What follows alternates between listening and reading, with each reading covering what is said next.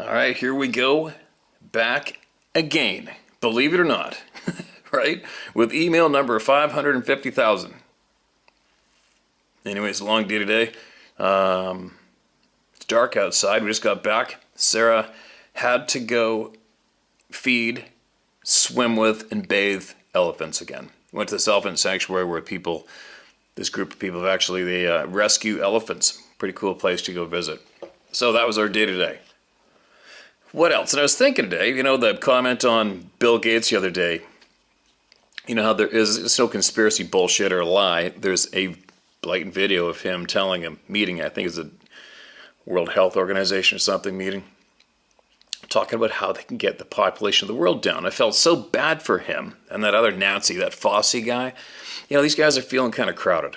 Obviously they don't get out and get away from people too much. And I was thinking, if any of you out there have a direct line to Bill Gates, or even that Fossey dude, could you please let them know that I could take them into the middle of nowhere for them? I would do that for them in a second. I think that'd be a great favor to them, seeing how they feel so choked and smothered and crowded, overcrowded with human beings today on the face of the earth. Obviously, they need somebody like me to take them into the middle of nowhere, and I will do that.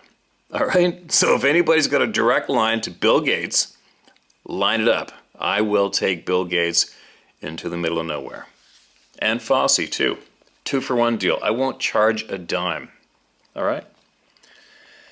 Now, moving along, let's get to hear some very important voices, shall we? I have an email here titled, Ego Not Big Enough to Deny Existence. Nothing to hide. Ever since I saw the Patterson film, I've always known Bigfoot is real. By the way, Steve, my name is Mike Jensen. I grew up in a small town in western Washington called Maple Valley on 5 acres and had lots of forest around us. I never had any experiences I can recall growing up. In the early summer of '95, I, along with 5 others, were attending a native ceremony in the foothills of Mount Rainier near Fairfax, Washington. It is an area I traveled too many times. A very remote private property. We would be at this property most every weekend during the daylight hours, most often.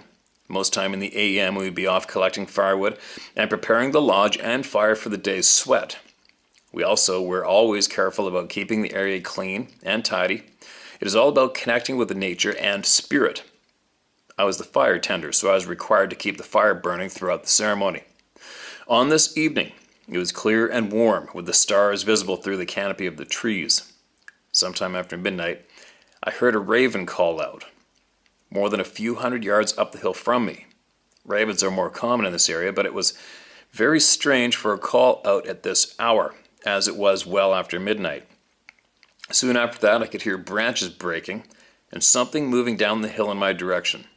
The fire I sat next to was set in a pit that is about 10 feet in diameter, with the fire itself was no bigger than 2 foot, a typical campfire, and putting off a soft light, giving me a comfortable space for my chair with the thick shrubs and forest to my back. Before I could react, this creature was directly behind me and made no noise moving through the slow. Every hair in my body was at attention. All right, I'm guessing that's a typo, probably meant bush. Having been to many similar ceremonies, I was not necessarily fearful, but definitely concerned. I didn't make a single movement, and there was no smell that I can recall. I could hear heavy breathing and then muffled growling. I couldn't move. This was possibly around 10 minutes that it was in the shrub behind me. All right, the shrub is what you meant earlier. I did wonder what message it had for me, but didn't understand it if it was sharing anything with me. For years, I always thought it was a wolf, but no reports of any in this area at that time. I never did hear this creature leave the area. I do have interesting thoughts about humanity, that we have been manipulated from birth to repress our full ability. I absolutely agree with that. Children are able to see far more than adults. Yes, they are, or were. I don't know about today, but for certain, for a while now. Simply because they are still open to the possibility Parents need to allow their children to express themselves in this direction and keep their mental cognitive skills open.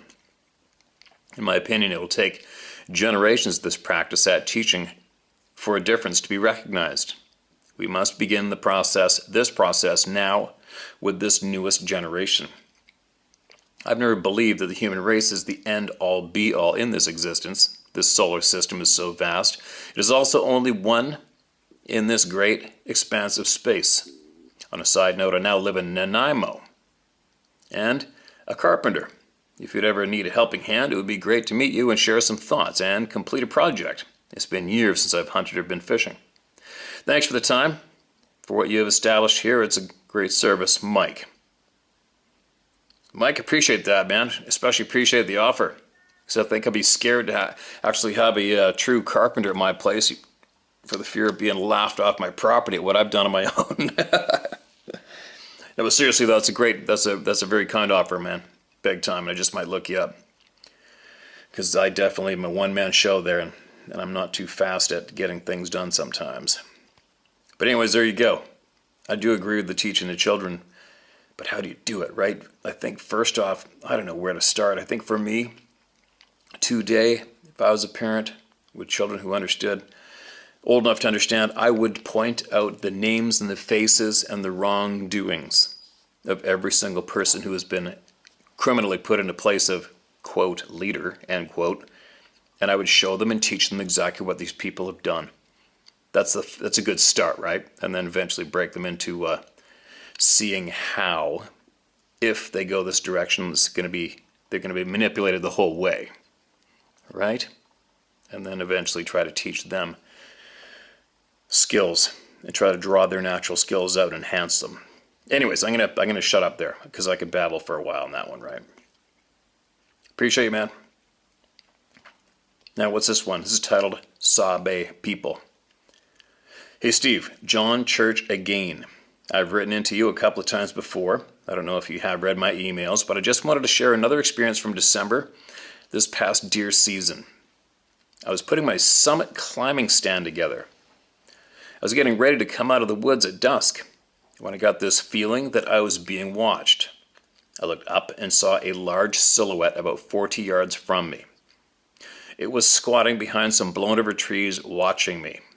I never heard it make a sound at all. I finished getting ready and walked out of the woods. As I walked out, it followed me to the edge of the woods and stopped.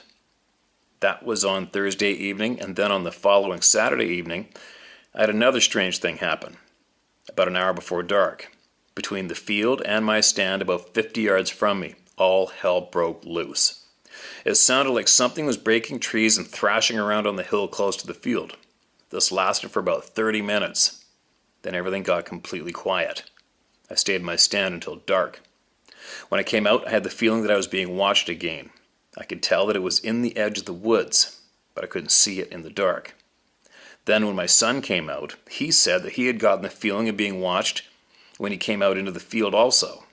I told him that he was because it had watched me too. For the life of me, I just can't understand why these things keep messing with me and my family. Maybe when we all learn the truth, we will know the answers to all of our questions. Thanks for all you do. If you ever get to come down to North Carolina hunting, let me know. I'd love to take you whitetail hunting with me and my son, John Church. John, I would take you guys up on that offer in a heartbeat.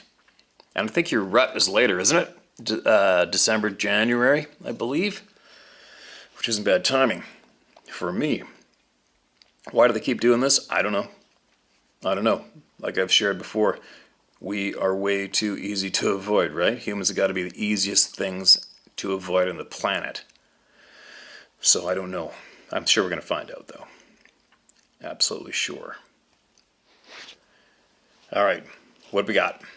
This one has no subject in the title. A lot of emails come with no title. I'm guilty of doing the same thing. It's no big deal, and I don't need a title on your emails, you guys, just saying. Here we go. Hi, Steve. I'm 57 and had lots of weird stuff go down in my life. You can use my name, Raymond Mimbs. M-I-M-B-S. Mimbs. As for the kids, something always was looking in my two nieces' windows. Of course, my brother-in-law Nate got mad when I told them it may be a sabe, and he's got them all laughing at me to this day. Call me crazy, but things just are locked in my brain. I remember orbs in the closet after my dad died when I was 7. I remember water coming in the bathroom sink there too. I've seen strange red light come up, out in a field at 7. I've seen eyes and dark things in the woods, while driving roadways. I heard trees fall and knocks while I rested from chopping firewood. I heard the woman screams up in my land, which I just sold because the activity. Oh, sorry. I hear the woman screams up on my land, North Georgia, which I just sold because the activity. Okay, there's a punctuation's a mess here, you guys, but we'll get through it. Wall slaps. Hearing running around outside at night. Feeling I was being watched. Had small trees pulled up. Some tree breaks 20 feet in the air. And even one night, something picked up my rental shed and dropped it back on the blocks. So, I stoked my wood stove with all the fat lighter I had, and the stove was cherry red, and behind my shed I heard something scream and howl from touching the stovepipe. It knocked it down. I had feeling being paralleled. Walking and ride 4 wheels on power lines on Piohoti Trail, Piohoti Trail, P-I-O-H-O-T-I Trail. I don't feel safe out in the woods anymore. It's funny, no one laughed at me when I told them up in North Georgia. In fact, told me their experience. Well, it seems I can feel their presence. For sure. And I know to book it out of there. Once I seen a small multicolored orbs in the cemetery when visiting my parents and great-grandparents' graves at 11 p.m. Not just where my parents were either. I keep telling myself I didn't see it, and I think I've seen 2 now over the years. Why would I do that, lying to myself? I guess I'm just afraid of the unknown, and not too sure they all have good intentions toward me.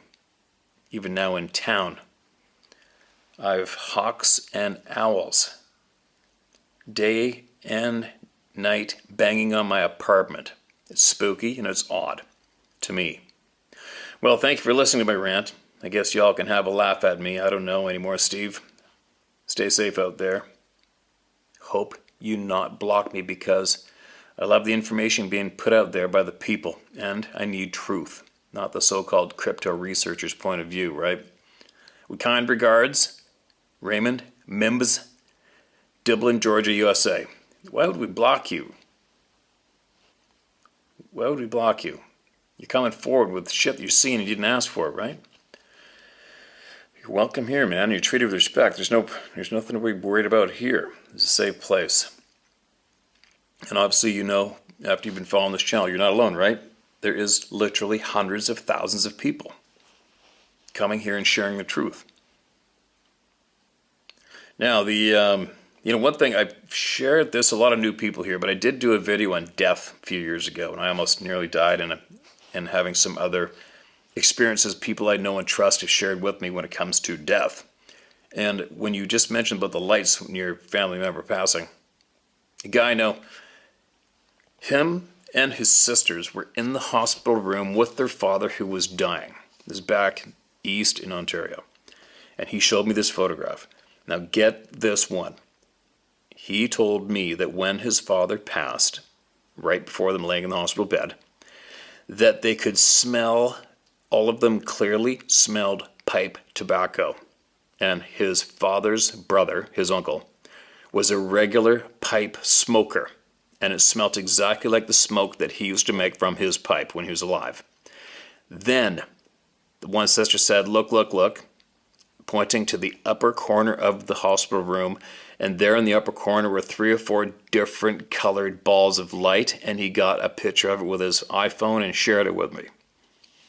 So there you go. That's all I know. Take from what you will or leave it, but that was told me directly from somebody that I trust with the photo. All right? Crazy, right? Another topic for another time, possibly. Now, rolling along. Another thing too, you guys, I do not unsubscribe people from here, so if you come here regularly just to check the channel, see if there's a new video, and you have subscribed, you may want to check your subscription status, because YouTube unsubscribes people from here nonstop. Don't know why, haven't a clue. Excuse me. All right, who's next? Hello, Steve. A little backstory about myself. I'm a veteran, Army Combat Arms, and was an amateur cage fighter, retired now. I'm 6'1", 240 pounds. I've been in the woods all my life, or in the fields working a farm. There's not much I have not saw or heard before. I've been hunting as long as I can remember, from swamps, mountains, desert, and combat zones. I tell you, this is not to act macho, but so you can understand I've always moved to danger rather than from it. I've always felt it is my duty to help people that cannot help themselves. I also wanted to add that after this, I started doing research for answers. In some of your videos I have watched, some of the points you touched on hit home a lot, i.e., the one with the game warden and the veteran, but my brothers and wife call it my spidey senses. And it was taking 2 weeks of me thinking about this before sharing this with you. Okay, man, I'm glad to have you here. I'm super stoked that listening to people speak here triggered you to sharing. Here we go. My story.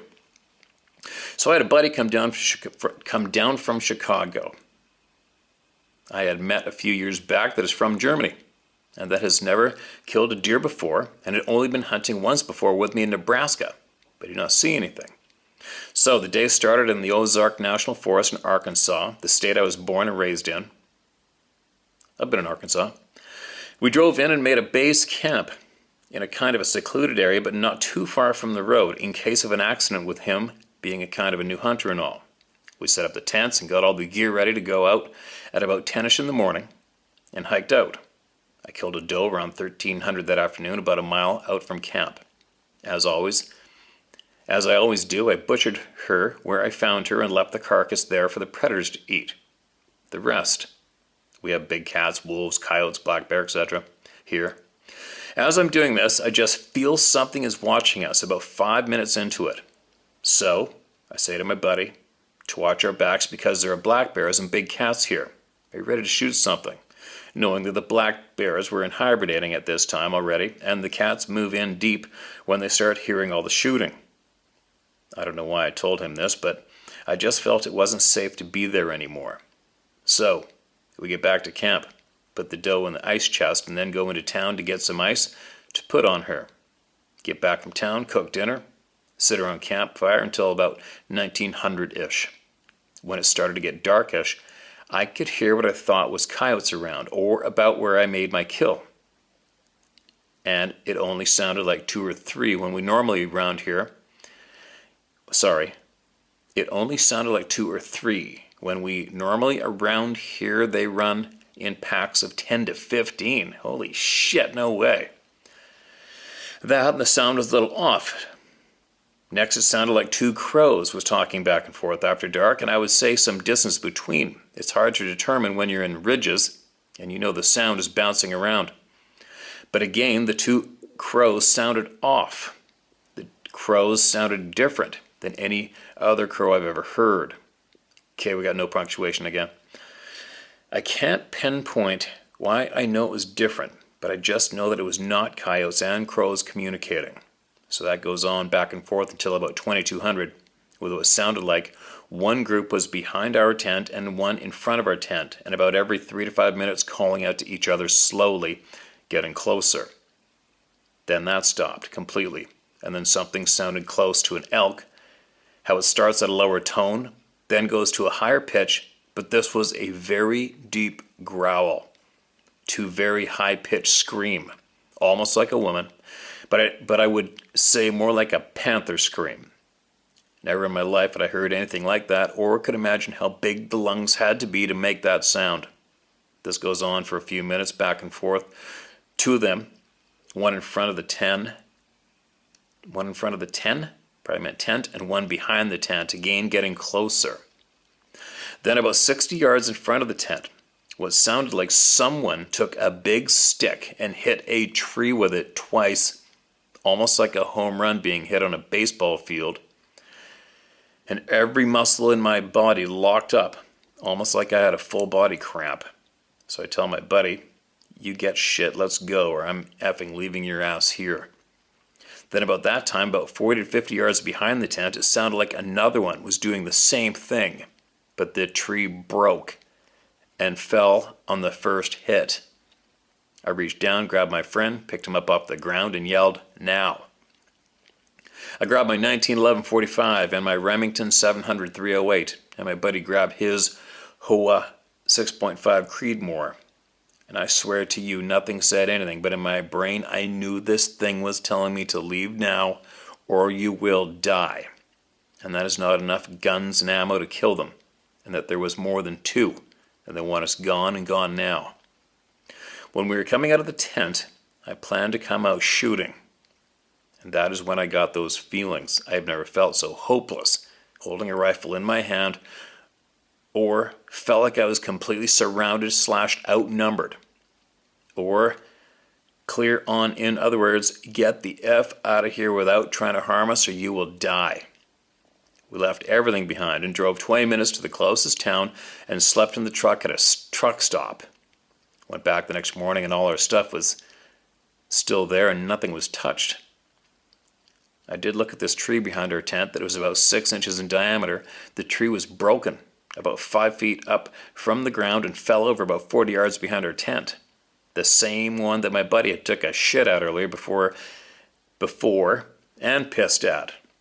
There was tall grass around it. You could see that it was disturbed all around it, but no footprints or anything like that I could see. I don't know why I didn't take a picture of that tree, but I didn't. We both just looked at each other and packed our shit and went back to my house. The next day we went hunting in another place. No way. I'm surprised your buddy didn't get on the first plane out of there. Sorry. The next day we went hunting in another place where my buddy killed an 8-point whitetail. Oh, right on. So I almost always know something bad is about to happen before it does, or someone is watching me. Then finding out someone really was about 75% of the time. My instincts are correct on that. Or knowing one of my 5 kids are in trouble or doing something they shouldn't have done. I'm not saying I could find a guy hiding in the woods spying on me like the game warden story, but I will say I would know he is there. That I do know. Also, I normally always call it when one of my military brothers call me and are having issues. We talk on a weekly basis, if not more than that, and live all over the U.S.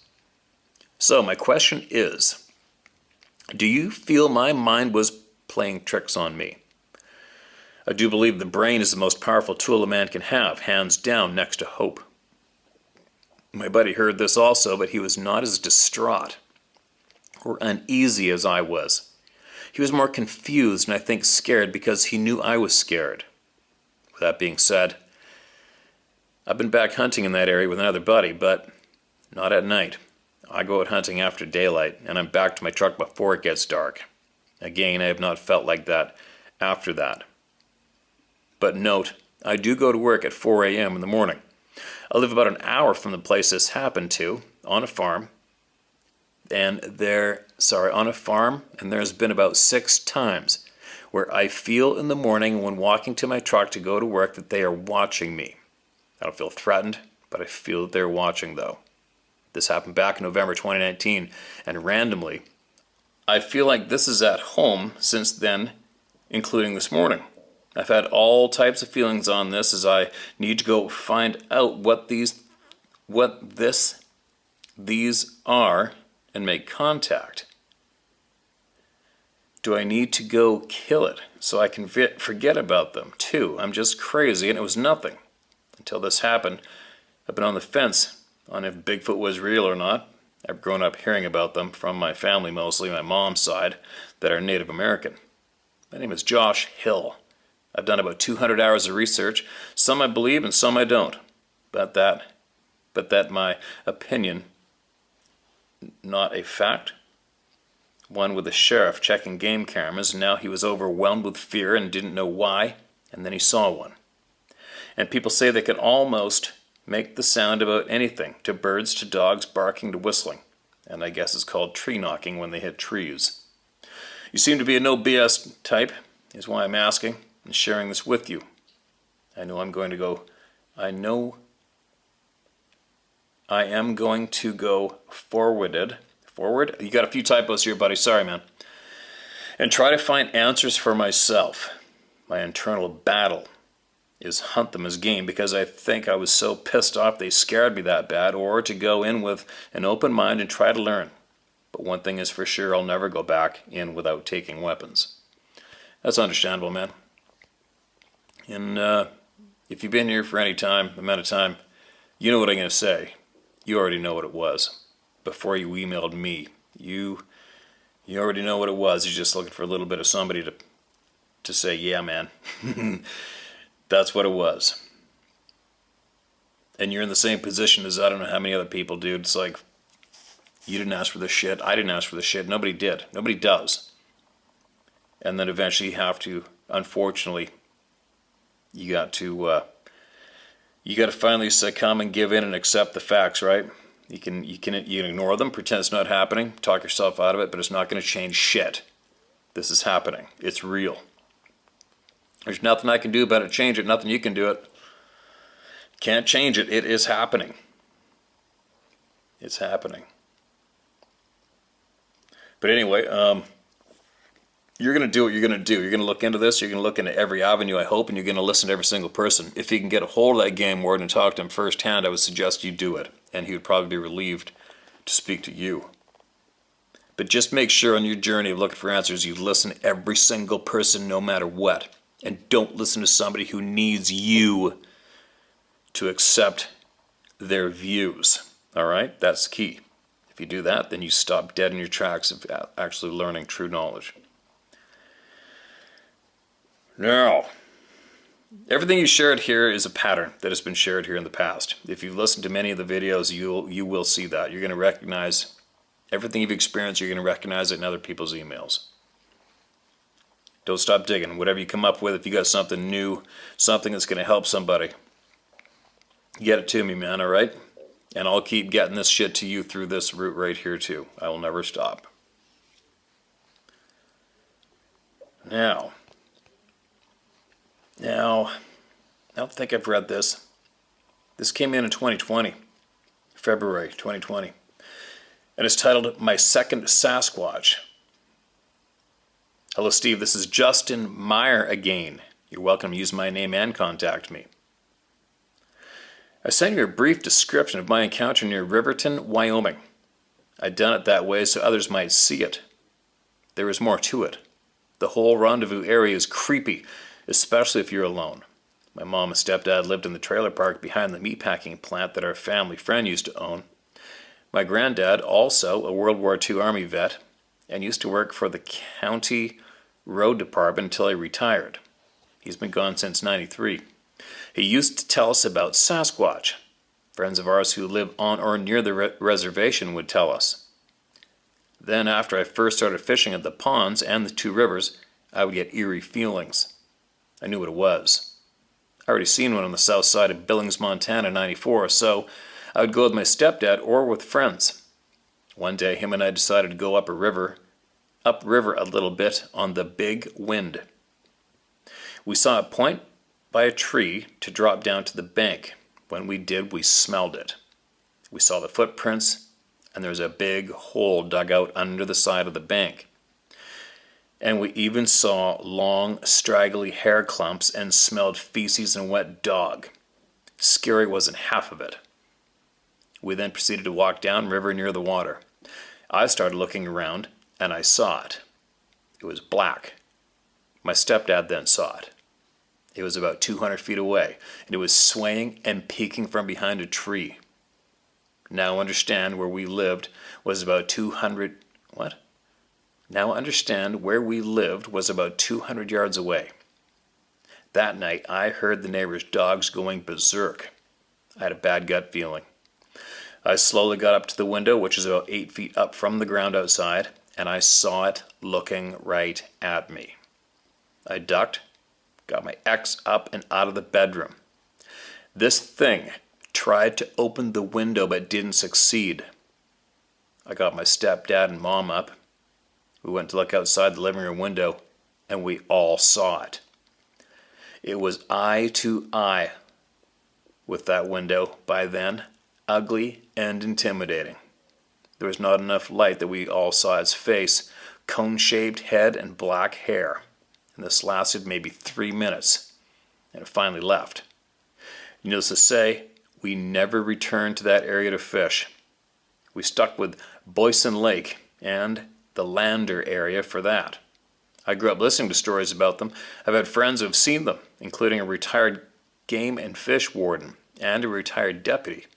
On the 4th of July that summer, we and a bunch of friends were outside my parents' home. We all heard it screaming. It sounded very close. Perhaps near this house it was closer to the river. Some old man who would host fishing derbies for kids on his private pond. The next spring I wanted to check the area out, and sure enough, some of us saw more footprints in the parking area in the snow. We saw the toe marks, and etc. Do this as you wish. Just don't be alone if you go looking for them. Endo email. There's another one. Justin, appreciate you, man. Thanks for sending that in. I wonder if your family who saw it out the window, I wonder if they're following this channel, listening to everybody here. If they want to chime in on what they saw too, maybe. Or not, that's fine. 3 minutes. Picture that, you guys. Picture 3 minutes. Take a look at your watch and time 3 minutes. For me, in wildlife sighting times, that's like 3 days. 3 minutes. That's a long time to have something like that standing outside your window and not knowing if it's going to come in and violate your ass or not, right? It's a little bit much in the stress department. Keep sending it in, man. You got more. You got more knowledge you want to share with the people? Send it in. You got more people around your neighborhood that need to hear this crap? Sorry, I don't mean crap. Sometimes I just use goofy words. If you know somebody around your community that needs to hear this, send it to them, all right? Here's another one. My encounter at 8 years old. Steve, this happened to me when I was 8 years old while camping with my family in the Smoky Mountains. I'm now 56, and I've lived with this all my damned life. I've attached it in word format. I can't thank you enough for what you're doing. You're the tip of the spear for what should have been happening decades ago. Thank you, man, Jeff. Okay, man, appreciate the kind words. We may have read this, I don't know. We've had a lot of people email in from when they were younger, and we've had a shitload of emails come from the Great Smoky Mountains. So here we go. Steve, I live in Virginia, and we're around 3 hours from the Great Smoky Mountains. When I was around 8 years old, so this is around 71, I'm 56 now, I went with my family to the Smoky Mountains. We went camping. The campground we ended up in was kind of off of the beaten path and up in the timber. There were other families there, but not a lot. Later in the evening, the other kids and I were out passing football. There was another guy around my age, but the rest were girls, ranging from 8 to around 12 or 13 years old. It was around dusk, so the light was fading away, but not enough that we couldn't see the football, which was orange, so we could see it. As we were passing the football around, one of the girls threw it way over my head and it went into the woods. The campground was surrounded by woods, so we were in there pretty deep. I went after the ball, which had gone about 15 to 20 feet into the woods and down the embankment. I remember getting the football, and when I looked up, about 20 to 25 feet on down the embankment, I saw what at first looked like one of those wooden statues you see at a tourist location, etc. I wondered why a statue would be there until it moved. The rest of this thing steps out from behind the tree it was beside of, and we stared at each other for 4 or 5 seconds. I've never seen anything as humongous as this thing. I remember it had some gray around its chest area, but never really got a good look at his face, but it was huge. I was frozen and couldn't move. It moved so quickly. Behind the tree, it almost disappeared. It was that quick. I ran as fast as I could back and told everyone that King Kong was in the woods. And that is the only thing I can say that it looked like. The adults went and looked in the woods, but it was starting to get dark, and they told me I'd probably seen a bear. This wasn't a bear. This was a monster. The only person that believed me was my dad. We talked about it just a few times when I grew older, and he believed me. My dad was a World War II Navy vet, and like your grandfather, the best generation in this world has produced. I lost my dad when I turned 17 years old to a massive heart attack. So your site, Steve, is the first place I've ever found that I felt as if I could share what happened to me and no one would make fun of me or call me stupid. You know, fuck those people. That's exactly how the hell I feel about it. I've dealt with the people that ridiculed me and said I was full of it or didn't know what I saw. Trust me, when someone sees one of these monsters, you never forget it. Everything, especially for an 8-year-old, changes. I knew that monsters existed all of my life. I really didn't know anything at that age but about Bigfoot, so King Kong's the only thing I could compare it to until I knew more about these things. I grew up in Virginia, so I live in the woods 24/7. Every time I go in the woods, this memory is sitting there, and I'm always on high alert, period. I thank God for you and your channel. This is the first place I've ever felt I can tell what happened to me, and you guys get it. Damn man, I have tears in my eyes because I've lived with this all my life. Anything I can ever do, please let me know, and thank you, Steve, for everything you're doing. Sincerely, Jeff Chalfa. Jeff, I read this before. I know I did. I don't mind reading it again. That was in 2020, February. You're still here, man. I hope you're still here. If you are, you've heard a lot of people since then, right? Share it. That's what you could do for me. Share it. Share your story loud. Share it everywhere. Talk to people in your community and get them to email me if they've got something they want to add in. That's what you can do. I want to hear from everyone, no matter what. Who's next? Haven't a clue what this is about, but here we go. This is titled Southern Ohio. Now it's titled Red. Hello again. I was the one that wrote you about sky people and helicopters on January 14th, 23.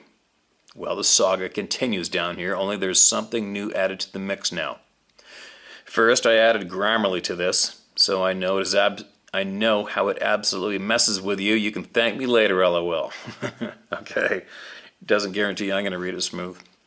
The power company came through and shaved the entire top of the hill off for their work.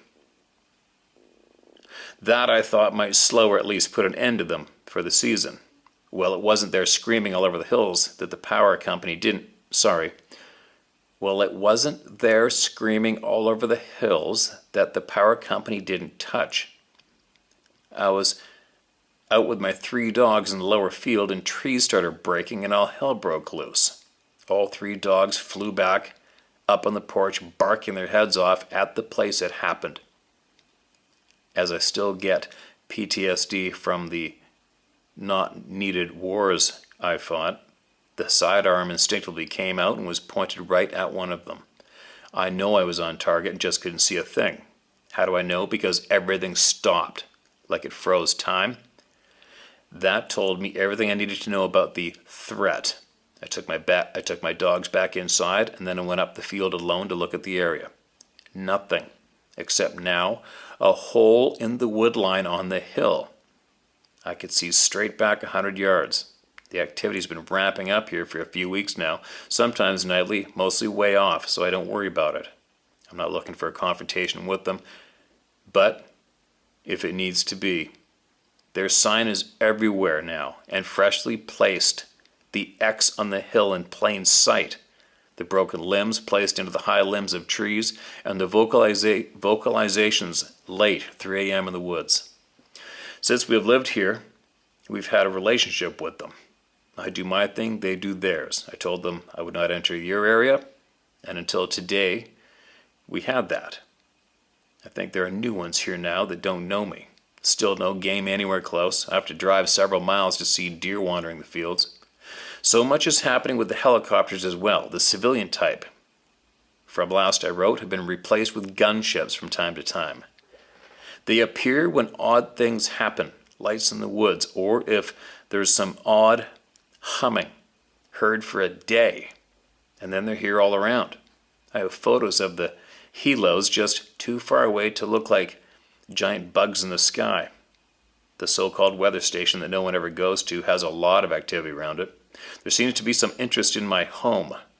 We get visitations a lot of the time. Dogs barking, staring across the field at the barn. Last year I found an X in front of it that got removed, and there's been no reoccurrence since. I have a trail cam on one side of the house.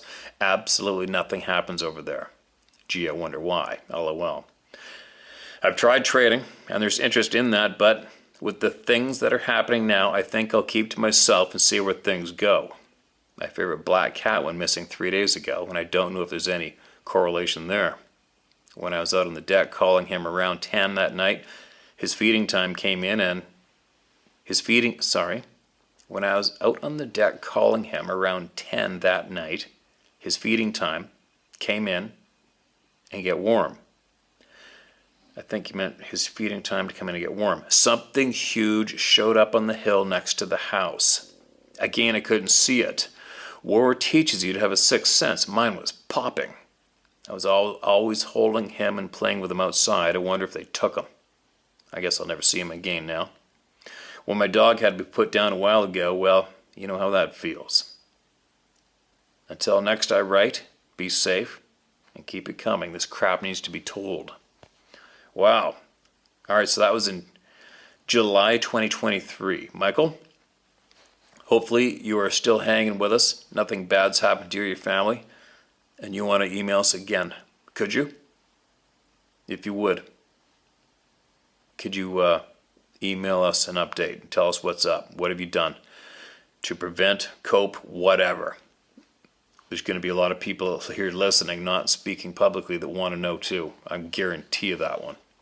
So if you're still here, man, throw us down an update, all right? There you go. More similar things in that email as well, right? Here's another one titled Maybe. Me and a friend, 13 years old, were hanging out at an old garage with older guys, brothers, and friends. It was cold weather, but not bad. We were volunteered to go out into a pasture to a metal electrical tower where the owner piled old fence posts. Black as pitch, hard to see where we were stepping. Each of us shouldered a fence post before we could even turn around. A horrendous screech came from what seemed to be a few yards from us. The fear was so instant and overwhelming. We had both pitched our fence post and began running before the screech even stopped. No doubt. My friend was always able to outrun me. I was tail end Charlie in what felt like lead feet. I could almost feel claws about to rake me. We had to scale a 5-foot bull fence before charging breathlessly into the garage. We told the older guys what happened, and they ridiculed us good. But none of them would go get any wood, though we ridiculed them back with the dare to go themselves. Was it a Sasquatch? Was it a Sasquish, as I call them? Who knows? Could have been a bobcat den under the wood. I've just never felt fear like that before, though. And this was in central Illinois, in corn country. I grew up in the woods at a place called Hopedale, an acreage called Snyder's Place, with a legendary place called Devil's Elbow, with a story kind of like the Donner Party. I have another story back then when I was in the 3rd grade about something I believe placed a great fear in my mind that kept me up a tree for hours. I love your show, Steve. Hunting and Sasquish. Keep up the good work. Okay, man. With a story kind of like the Donner Party. What's that? The Donner Party. That's not that party of Russians that was up in the snow, was it? I don't think that's what that is. I haven't a clue what the Donner Party is. So, anybody wants to chime in? Chime in. Put a link to the Donner Party in the comment section below or not, whatever. Sure, if anybody's got any interest, they're going to look it up anyways and have a peek. Yeah, what else? Bobcats? I'm pretty certain you knew it wasn't a bobcat well before you decided to write this into me. You know it wasn't a bobcat. And there you go. Right? Another, and another, and another. How long is this one? This one's not too long. I'm going to squeeze one more voice in here, all right? One more. This is titled, there's no title. Hi, Steve. My name is Doug. First, I wanted to thank you for all your hard work and your effort. You do a great job and help many. I spent a great amount of time in the woods my entire life. My Boy Scout troop hiked all over the Midwest. We did take long excursions as well. We even crossed the Tetons once, starting in Idaho and finishing at Lake Jenny, Wyoming. I lived in Asheville, North Carolina for 30 years as an adult and hiked the western part of North Carolina extensively. Surprisingly, my experience comes from central Illinois in 1967. A friend and myself were at our favorite fishing spot when all of a sudden we heard and felt footsteps that shook the earth. We both looked at each other wide-eyed and started running to get away. The bad part is that we had to run towards the footsteps to get out. I was expecting to see whatever this was that was shaking the earth at any moment, and luckily that didn't happen. After that, we both did countless things in those woods until I moved away, with no other incidents. There was no fear about going back into the woods that I can remember. There was another part of the woods that I did avoid because of the creepy feelings I would get. But that's another email. Endo email. You should have sent them all in one, man. You should have sent them all in one. We want to hear them all in one. It's tough to write emails though, right? It's tough to write emails. What's this one? Oh, this is a book. Holy. All right, it's too late to start that one. Got somebody else with a fairly short one, maybe? What's this one? Nope, this one's a huge one too. Damn. Okay, I'll try to look. What's this one?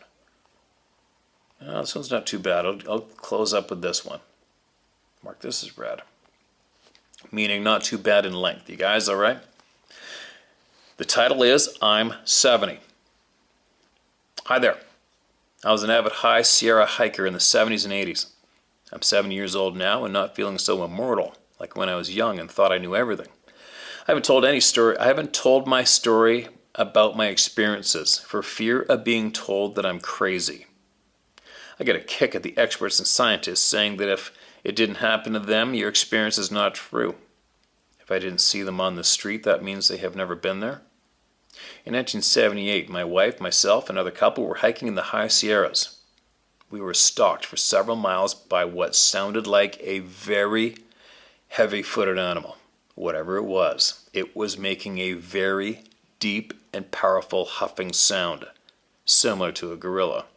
It was terrifying to me because I knew all the sounds in the forest. You could feel the sound frequency deep in your chest. I tried to think that it was an animal of some sort, but the only thing that could have heavy footsteps like that doesn't exist in Mineral King Park. I've hiked all over that area, and even by myself at night. Thought I was immortal, you know. The thought of it diminished into my back burner of my mind, and I didn't think about it again until something brought the terrifying event back to my mind. A few years ago, I read a story about a full-scale rock wall painting by the local American natives in the same vicinity. I started to get chills down my spine and relive the experience. The archaeologist says the painting is over 500 years old. It's a painting of an entire Sasquatch family. Wow, and it's over 500 years old. Take note of that, you guys. There have been many sightings in the same area by reputable persons, including law enforcement. Another very strange occurrence happened to me. One afternoon, I fell asleep on a flat clearing in the forest and slept for around an hour. I was awakened by an unfamiliar sound. I awakened in the middle of a herd of 20 or so deer lying down around me. I thought I was dreaming. It was so surreal. Another time, a good friend from London, England was camping with me at Eagle Lake, Mineral King. The elevation is 10,100 feet there. We were fishing trout from morning to dusk, and we were hearing an unfamiliar sound. He sounded like a giant electrical transformer. We could hear it echoing in the adjacent gorge on the other side of Eagle Pass. What was even stranger was that there was a large gray cloud surrounding that area and should not have stayed there all day. and this is a no-fly zone for the military. I know this because my friend was an air traffic controller at Lemoore Naval Air Base. The hot air from the Mojave Desert flows to the west and creates such extreme downdrafts that a few military jets have crashed there.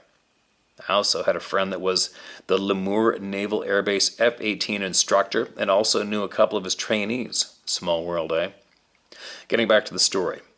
After we got back to our camp, we had a huge campfire going. It was October 15th, and at that elevation it was very cold. There was absolutely no one in the park. It was closed to the public. Best time to sneak in and enjoy a mosquito-free experience. It's the most beautiful time of the year there. We could see condors flying over Eagles Pass and have the lake all to ourselves. As I was getting the trout and cooking gear ready to cook over our fire, we could hear the humming sound coming from over the pass inside the ominous-looking gray cloud that should not have existed there the entire day. All of a sudden, a perfectly large vortex opened up in the cloud and a large flying craft slowly came out of it. We both were practically having a pee contest. As we were focusing on the hovering ship coming towards us, I thought that I was hallucinating. My puny mind told me that if I saw it, I will wake up from this nightmare. After I sent the my puny mind told me that if I SOS it, I will wake up from this nightmare. After I sent the SOS in its direction, all hell broke loose. It was like Encounters of the Third Kind was flashing colorful high-intensity lighting towards us. At that point in time, we surrendered to whatever they wanted from us. The craft was mesmerizing and unbelievable appearing.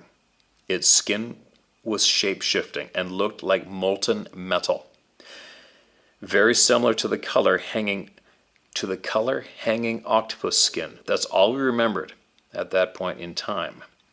What troubled us was that there was a slight loss of time.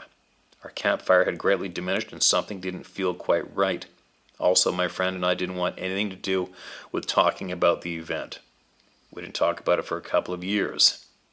I've had terrible nightmares about it, even reliving what I couldn't remember during the event. My British friend has since passed away from throat cancer in 2010. He had never hiked anywhere and wanted me to show him the experience of being there. He got more than he bargained for. God rest his soul. Please forgive me if this sounds unbelievable, but I must tell my story before I'm gone too. Thank you, Giovanni. Wow. There you go. An honest man harboring a frickin' nightmare finally shares, and I hope it brought some comfort to you, sir. Appreciate you sending that in. It's a shitty experience. It's an alarming one, but sadly, it's got a lot of there's a lot of patterns and familiar points being shared there, right? That have been shared by who knows how many others. Crazy. There you go. So, take from them what you will or leave them, you guys, but keep them coming. Share my story at howtohunt.com, all right? You got something that you've been packing around forever, you want to get off your chest, you got some knowledge you want to share with the planet through me and all these great people here, and just send it away to share my story at howtohunt.com. It'll get shared word for word. Talk to yous later.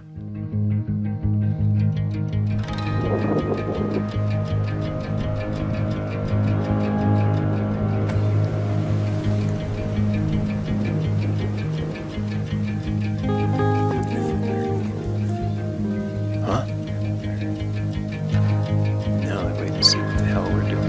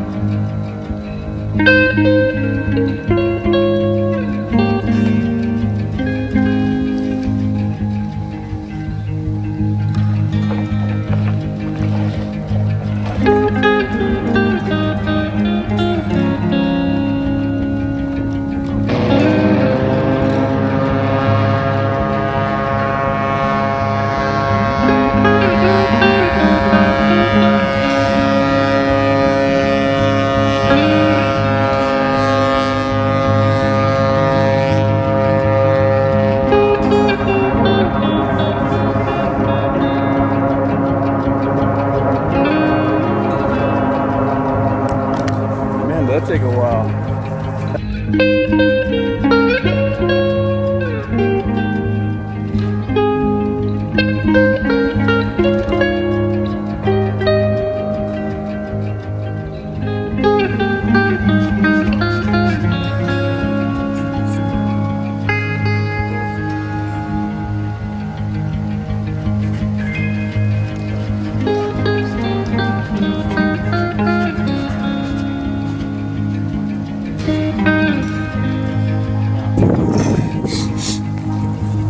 And this is how you come down.